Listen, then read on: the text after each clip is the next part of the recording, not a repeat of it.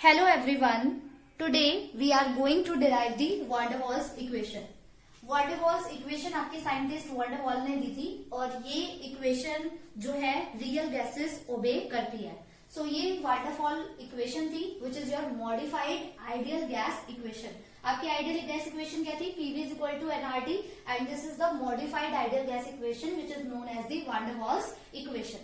ठीक है, तो इसके अंदर आपका जो ये an square upon v square है ये आपकी प्रेशर करेक्शन टर्म है. ठीक है, और आपका जो ये nb है ये आपकी वॉल्यूम करेक्शन टर्म है. ठीक है, और इसके अंदर जो आपके ये a और b हैं ये आपके van der Waals कांस्टेंट है. ठीक है, so this is the equation we are going to derive today. ठीक है, so we will see it. सबसे पहले हम करने जा रहे हैं वॉल्यूम करेक्शन. सो हम देखते हैं हमारी जो रियल गैस है वो आइडियल गैस से वॉल्यूम की टर्म्स में किस तरीके से डिफर करती है. फिर हम करेक्टेड वॉल्यूम जो है इसके अंदर निकालेंगे. जो हमारी आइडियल गैस होती है उसके जो मॉलिक्यूल्स होते हैं वो कैसे होते हैं बेटा? Point size. ठीक है, आइडियल गैस के मॉलिक्यूल्स कैसे होते हैं? आपके पॉइंट साइज होते हैं. तो जब आप इसको एक कंटेनर के अंदर क्या करते हो? फिल करते हो और फिर इस गैस को कंप्रेस करके आप क्या करते हो? एक कॉर्नर में इन मॉलिक्यूल्स को इस तरीके से रख देते हो. तो जो volume occupied by this gas molecule है वो आपका क्या हो जाएगा? नेग्लिजिबल हो जाएगा as compared to the volume occupied by the gas molecules in the whole container.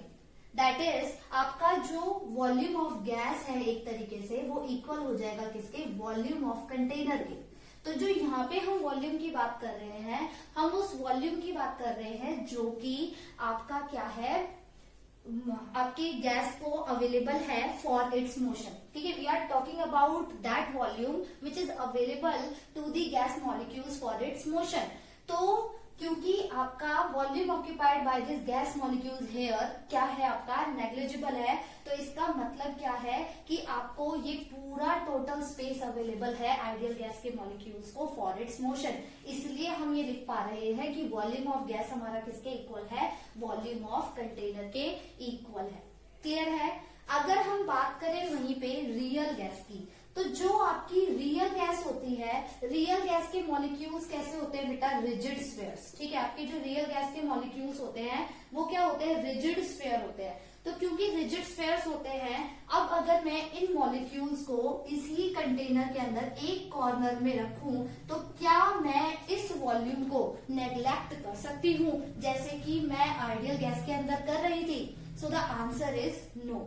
We cannot neglect this volume of the real gas.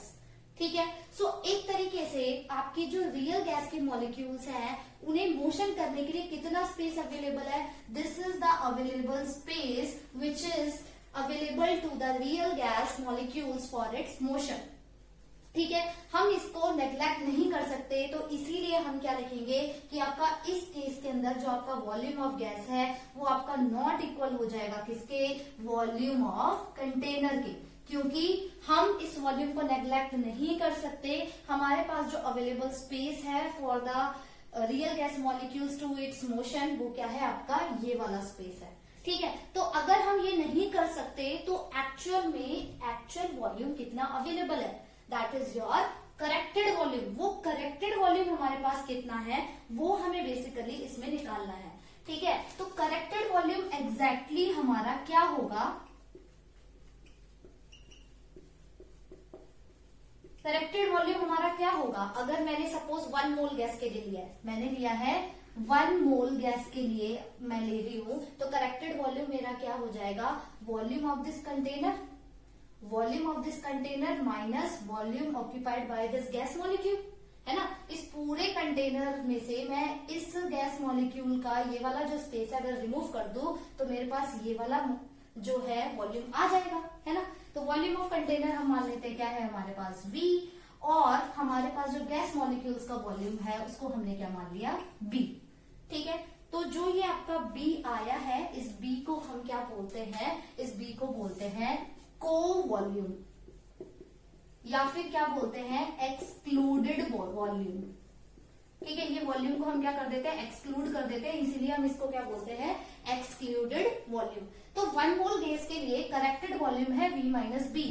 तो n मोल gas के लिए अगर आपके पास n मोल ऑफ गैस है, तो n मोल ऑफ गैस के लिए हमारे पास करेक्टेड वॉल्यूम क्या आएगा, so it will be V minus n b. तो आपका जो करेक्टेड वॉल्यूम आया n मोल ऑफ गैस के लिए वो कितना आया, V माइनस एन बी। ठीक है, so this is the need of correcting the volume in case of the real gas, because we cannot neglect the volume occupied by the real gas molecules here, which is so in case of ideal gas. We can neglect this volume since the molecules are point size, but here it cannot be neglected because the molecules of real gas are rigid sphere. Okay, so I hope आपको ये volume correction जो है अच्छे से clear हो गया होगा। अब हम निकालेंगे यूनिट्स ऑफ बी। ठीक है, ये करेक्टेड वॉल्यूम हमने निकाला था V माइनस एन बी। अब हम इसमें क्या करेंगे, इस B की यूनिट निकालेंगे। ठीक है, तो यूनिट ऑफ B कैसे निकलेगी, वो हम कैसे निकालेंगे, हमारा V इज इक्वल टू किसके इक्वल है, एन बी के। ठीक है, तो B इज इक्वल टू क्या हो जाएगा, वॉल्यूम अपॉन में एन। वॉल्यूम की यूनिट क्या होती है, लीटर, और एन की यूनिट क्या होती है, मोल। तो हमारे पास इसकी जो यूनिट है वो क्या आ गई, लीटर पर मोल। ठीक है, ये यूनिट होती है आपकी किसकी, इस बी की, जिसे हम को वॉल्यूम और एक्सक्लूडेड वॉल्यूम भी बोलते हैं। ठीक है, अब हम देख लेते हैं इसका सिग्निफिकेंस क्या है, significance of b. Significance of b, जो आपका ये स्मॉल बी है, इसका सिग्निफिकेंस क्या है। आपका जो ये बी होता है, ये आपका डायरेक्टली प्रोपोर्शनल होता है साइज ऑफ मॉलिक्यूल्स के। ठीक है, ये डायरेक्टली प्रोपोर्शनल होता है आपके साइज ऑफ मॉलिक्यूल्स के। तो आपका मॉलिक्यूल्स का साइज जितना बड़ा होगा, उतना ही आपका जो ये बी है वो क्या होगा, बड़ा होगा।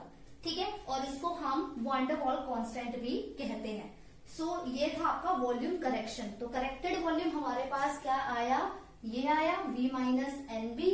ठीक है, इसकी यूनिट हमारी कितनी निकली, लीटर पर मोल। और इस ये जो B का सिग्निफिकेंस है वो क्या निकला कि B डायरेक्टली प्रोपोर्शनल होता है किसके, साइज ऑफ मॉलिक्यूल्स के।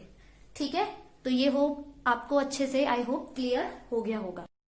अब हम सेकेंड फैक्टर देखने जा रहे हैं। सेकेंड फैक्टर हमारा क्या है, प्रेशर करेक्शन।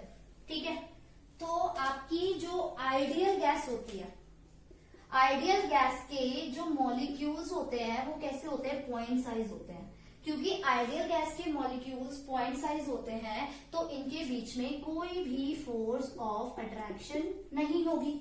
तो जब आप इन आइडियल गैस के मॉलिक्यूल्स को एक कंटेनर में रखेंगे, जब आप इन आइडियल गैस के मॉलिक्यूल्स को एक कंटेनर में क्या करेंगे, इस तरीके से रखेंगे, तो आपका प्रेशर जो है वो कब एक्सर्ट होगा, वो प्रेशर कब एक्सर्ट होगा, जब आपके ये आइडियल गैस के मॉलिक्यूल्स इस वॉल से कोलाइड करेंगे। ठीक है, तो आइडियल गैस के मॉलिक्यूल प्रेशर कब एक्सर्ट करेंगे, जब ये कोलाइड करेंगे with the walls of container. तो यही आपका क्या होगा, ऑब्जर्व्ड प्रेशर होगा। ठीक है, इस प्रेशर को हम क्या बोल देते हैं, पी आइडियल। और क्योंकि आपके आइडियल गैस के मॉलिक्यूल्स के बीच में कोई भी फोर्स ऑफ अट्रैक्शन नहीं है, कोई भी फोर्स ऑफ अट्रैक्शन अगर नहीं है इस आइडियल गैस के मॉलिक्यूल्स के बीच में, तो आपका इनके बीच में कोई भी प्रेशर नहीं लगेगा। मतलब मॉलिक्यूल्स के बीच में कोई प्रेशर नहीं लगेगा, सिर्फ एक ही प्रेशर लगेगा। वो कब लगेगा, जब आपके ये आइडियल गैस के मॉलिक्यूल्स कोलाइड करेंगे क्या, इस कंटेनर से। ठीक है, अब बात करें हम रियल गैस की, we talk about real gas. ठीक है, तो रियल गैस में क्या होता है, आपने क्या लिया, एक कंटेनर लिया। ठीक है, U2 का कंटेनर। ठीक है, और उसमें आपने रियल गैस के मॉलिक्यूल्स को क्या कर दिया, इस तरीके से फिल कर दिया।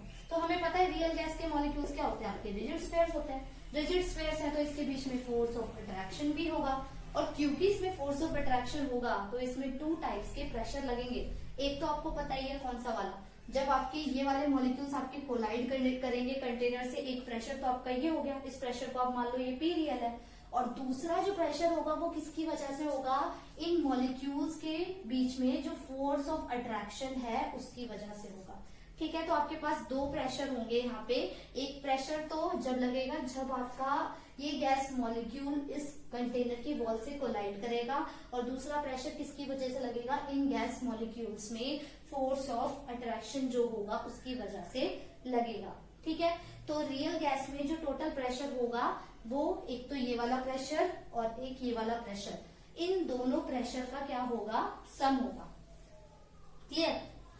तो ये नीड थी रियल गैस के लिए प्रेशर करेक्शन करने की, क्योंकि इसके मॉलिक्यूल्स जो थे वो रिजिड स्फीयर्स थे और उनके बीच में क्या था, फोर्स ऑफ अट्रैक्शन था। तो देखते हैं कि हमारी जो प्रेशर करेक्शन है वो किस तरीके से हुई है। We will see it now. So अगर हम मान लें कि ये हमारी कंटेनर की वॉल है, ठीक है, this is the wall of the container. यहाँ पे ए टाइप मॉलिक्यूल हमने मान लिया, यहाँ आपके बी टाइप के मॉलिक्यूल्स हैं। ठीक है, और ये क्या करेंगे, इससे कोलाइड करेंगे, तो इनके बीच में क्या होगा, फोर्स ऑफ अट्रैक्शन होगा, और प्लस आपका ये ए टाइप मॉलिक्यूल इससे कोलाइड करेगा तब भी एक फोर्स अप्लाई करेगा, और क्योंकि फोर्स लगेगा तो क्या होगा, आपका प्रेशर क्या होता है, फोर्स पर यूनिट एरिया, है ना। तो एक प्रेशर आपका ये वाला होगा और एक प्रेशर आपका इन फोर्स ऑफ अट्रैक्शन की वजह से लगेगा। ठीक है, तो ये कंटेनर की हमारी वॉल है जिससे ये मॉलिक्यूल कोलाइड कर रहे हैं। तो क्या आप मुझे बताइए, क्या बी टाइप के मॉलिक्यूल ए टाइप के मॉलिक्यूल नहीं बन सकते? ऑब्वियसली बन सकते हैं, ये क्योंकि आपके कॉन्स्टेंटली मोशन में होते हैं गैस के मॉलिक्यूल। तो अगर बी टाइप का मॉलिक्यूल इस वॉल के पास आ जाएगा तो भी ए टाइप का मॉलिक्यूल बन जाएगा, और ए टाइप का मॉलिक्यूल भी क्या बन सकता है, बी टाइप का मॉलिक्यूल बन सकता है। तो हम अगर इसको देखें तो कंसंट्रेशन अगर हम देखें ए टाइप और बी टाइप के मॉलिक्यूल की, वो क्या होगी, concentration of A type molecule हमारी इक्वल होगी किसके, N/V के। Concentration of B type molecule भी हमारी होगी N/V के। सो हमारी जो करेक्शन टर्म है, करेक्शन टर्म को हम ले लेते हैं क्या, स्मॉल p। ठीक है, हमने करेक्शन टर्म ले ली स्मॉल p, वो हमारी क्या होगी, वो प्रोपोर्शनल हो जाएगी concentration of A type molecule की भी और concentration of B type molecule की भी, यानी कि इन दोनों के प्रोडक्ट की क्या हो जाएगी, प्रोपोर्शनल हो जाएगी।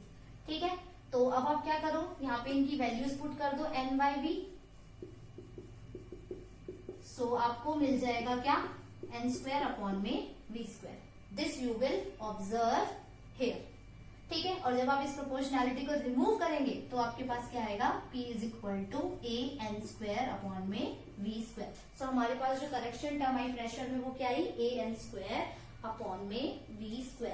तो हमारा करेक्टेड प्रेशर क्या हो गया, what is our corrected pressure now. हमारा जो करेक्टेड प्रेशर है वो हमारा किसके इक्वल होगा, प्रेशर P प्लस में जो आपने यहाँ पे करेक्शन टर्म P निकाली है उन दोनों के सम के। ठीक है, so this is your corrected pressure. ठीक है, और जो ये वाला P है ये बेसिकली में वही वाला P है जब आपके ये जो ए टाइप मॉलिक्यूल है ये आपके क्या करेंगे, इस कंटेनर की वॉल से क्या करेंगे, कोलाइड करेंगे। So this is your corrected pressure. Clear है? आई होप आपको ये अच्छे से क्लियर हो गया होगा। सो अब हम देखेंगे यूनिट ऑफ ए, जो यहाँ पे ये कांस्टेंट है, इसको हम वन वॉल कांस्टेंट बोलते हैं। तो इसकी यूनिट क्या है, ठीक है, तो क्योंकि ये आपका प्रेशर के ही इक्वल है तो P = AN²/V²। ठीक है, सो A = क्या हो जाएगा, PV²/A, यही होगा ना। सो आपको पता है आपका जो प्रेशर होता है उसकी यूनिट हम क्या लेते हैं, ATM, मतलब atmospheric pressure, that is ATM। ठीक है, वॉल्यूम की यूनिट क्या हो जाएगी आपकी, लीटर स्क्वायर। क्लियर, और यहाँ पे आपका क्या आएगा, N²। तो आपका ये हो जाएगा मोल स्क्वायर। ठीक है, यही होगा ना, P = AN²/V²। यहाँ से A निकाला हमने तो PV²/N² हो गया। तो प्रेशर की जगह हमने क्या रख दिया, ATM, वॉल्यूम की जगह क्या हो गया, लीटर स्क्वायर, और N की जगह क्या हो गया, मोल स्क्वायर। तो ATM लीटर स्क्वायर पर मोल स्क्वायर, हमारी यूनिट क्या आ गई इसकी, ATM लीटर स्क्वायर पर मोल स्क्वायर, इसकी यूनिट आ गई है। ठीक है, so this is the unit of a. अब हम बात करें सिग्निफिकेंस ऑफ ए की। Significance of a, significance of a की बात करें तो जो हमारा जो ए है वो डायरेक्टली प्रोपोर्शनल होता है किसके, इंटरमॉलिक्यूलर फोर्स ऑफ अट्रैक्शन के। Intermolecular force of attraction among the gas molecules के ये डायरेक्टली प्रोपोर्शनल होता है। तो जितना ज्यादा इंटरमॉलिक्यूलर फोर्स ऑफ अट्रैक्शन होगा उतना ही आपका ए ज्यादा होगा, जितना इंटरमॉलिक्यूलर फोर्स ऑफ अट्रैक्शन आपका कम होगा उतना ही ए आपका क्या होगा, कम होगा। ठीक है, सो ये आपका प्रेशर करेक्शन वाला जो पोर्शन था वो भी हमने अभी कवर कर लिया है। Now we will see the explanation of behaviour of real gases from the van der Waals equation. तो जस्ट नाउ हमने अभी von der Waals equation derive की है, वो हमारी क्या थी, P plus a n square upon b square multiply में v minus n b is equal to n R T. ये किसके लिए था, for n mole of gas के लिए। ठीक है, अगर आप n की वैल्यू 1 रख दे तो ये इक्वेशन क्या हो जाएगी, p plus a upon b square v minus b is equal to R T. ठीक है, 1 मोल ऑफ गैस के लिए आपके पास वॉन डर वाल्स इक्वेशन ये आएगी। तो इसमें जो आपकी ये वाली टर्म है ये प्रेशर करेक्शन टर्म है, और ये वाली जो टर्म है वो क्या है, आपकी वॉल्यूम करेक्शन टर्म है। ठीक है, तो हम वॉन डर वाल्स इक्वेशन के बिहाफ पे ही रियल गैस का जो बिहेवियर है डिफरेंट केसेस के लिए क्या करेंगे, देखेंगे। एक चीज और मैं आपको बता दूं आगे बढ़ने से पहले, एक चीज और हमने पहले पढ़ी हुई है, Z इज इक्वल टू क्या होता है आपका PV अपॉन में NRT। Z क्या होता था आपका कंप्रेसिबिलिटी फैक्टर, अगर आप इसमें भी n की जगह 1 मोल पुट करेंगे तो हमारा Z इक्वल आ जाएगा PV अपॉन में RT के लिए। तो ये मैंने आपको इसलिए बता दिया क्योंकि अभी आगे हम इसे यूज करने जा रहे हैं। ओके, सो अब हम देखते हैं behaviour of real gases from the van der Waals equation at high pressure. Okay, तो अब आपका इस केस में होगा क्या, अगर प्रेशर हाई है यानी कि ये प्रेशर जो है आपका वेरी वेरी ग्रेटर हो जाएगा A अपॉन बी स्क्वायर से, तो हम इसको नेग्लेक्ट कर देंगे और इसको कंसिडर कर लेंगे। सो हमारी जो इक्वेशन है वो क्या हो जाएगी, P इंटू में V minus b is equal to R T. ठीक है, इसको मल्टीप्लाई कर दो, PV minus PV is equal to R T, dividing both side by, dividing both side by R T. So what it will be, PV upon RT minus PB upon RT is equal to RT upon RT क्या हो जाएगा 1। ठीक है, तो PV upon RT हमारा क्या होता है, Z कंप्रेसिबिलिटी फैक्टर, अभी मैंने आपको बताया था। ठीक है, तो इसकी जगह हम क्या लिख देंगे, Z माइनस PB अपॉन में RT इज इक्वल टू 1। तो Z हमारे पास आ गया 1 प्लस PB अपॉन में RT। ठीक है, तो आपको यहाँ पे दिख रहा है ये प्लस की फॉर्म में आया हुआ है ना। प्लस का मतलब है कि आपका जो Z है वो क्या है, आपका ग्रेटर देन 1 है, और Z अगर ग्रेटर देन 1 है तो कौन सी डेविएशन होगी यहाँ पे, पॉजिटिव डेविएशन। कौन सी डेविएशन होगी आपकी, पॉजिटिव डेविएशन होगी। और जो आपकी गैस है वो मोर कंप्रेसिबल होती है या लेस कंप्रेसिबल होती है पॉजिटिव डेविएशन पे, ऑब्वियसली लेस कंप्रेसिबल होती है। ठीक है, तो आई होप आपको ये चीज अच्छे से अब आ गई होगी।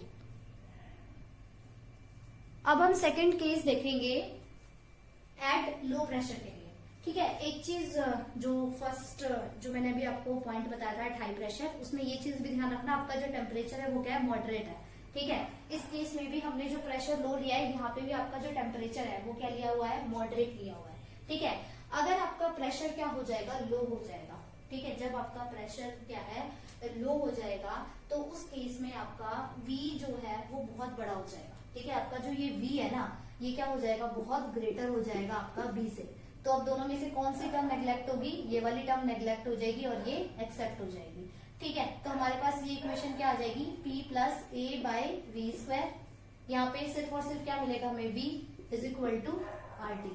ठीक है, इसको क्या करना है, आपने इसे सॉल्व कर लेना है। तो जब आप इसे सॉल्व करोगे तो क्या आएगा, PV प्लस ये आपका V स्क्वायर है, इस V से मल्टीप्लाई होगा तो एक V से एक V कट जाएगा, तो हमारे पास क्या बचेगा, A अपॉन में V ठीक है, इज इक्वल टू में RT। अब आपने क्या करना है, सेम वही step, dividing both side by what, बता सकते हो? Yes, by RT। ठीक है, तो डिवाइड करो तो क्या हो जाएगा, PV upon RT plus A upon में VRT is equal to 1। Again Z हमारा पता है हमें PV अपॉन RT के इक्वल है for N is equal to 1 mole of a gas. तो Z plus A upon VRT is equal to 1, तो Z is equal to 1 minus A upon VRT। ठीक है, क्योंकि ये टर्म आपके पास यहाँ पे माइनस साइन आया तो इससे आपको पता चला Z क्या है आपका लेस देन 1 है, और अगर आपका Z लेस देन 1 है तो कौन सी डेविएशन आपकी नेगेटिव डेविएशन है, और अगर आपकी नेगेटिव डेविएशन है तो आपकी जो गैस है वो क्या होगी, आपकी मोर कंप्रेसिबल होगी। ठीक है, तो हमने ये चीज यहाँ पे पढ़ ली। तो एट हाई प्रेशर और एट लो प्रेशर जो हमने अभी देखा है, इन दोनों केस में हमने जो टेम्परेचर रखा है वो क्या रखा हुआ है, मॉडरेट रखा हुआ है। ठीक है, तो एट हाई प्रेशर हमें ये ऑब्जर्व हुआ कि हमारा Z ग्रेटर देन 1 था, यानी कि पॉजिटिव डेविएशन थी, यानी कि गैस लेस कंप्रेसिबल थी। और जब हमारा Z लेस देन 1 आया तो हमारी नेगेटिव डेविएशन थी, यानी कि आपकी जो गैस है वो क्या थी, आपकी मोर कंप्रेसिबल थी। ठीक है, तो अब हम केस देखेंगे at very low pressure and at very high temperature. So इनमें से आप कोई सा भी केस ले लो, एट वेरी लो प्रेशर ले लो या एट वेरी हाई टेम्परेचर ले लो, इन दोनों ही केस में आपकी जो ये प्रेशर करेक्शन टर्म है और आपकी जो ये वॉल्यूम करेक्शन टर्म है, ये दोनों ही केस में एट वेरी लो प्रेशर और एट वेरी हाई टेम्परेचर ये वाली जो टर्म्स है वो क्या हो जाती है, आपकी नेग्लेक्ट हो जाती है।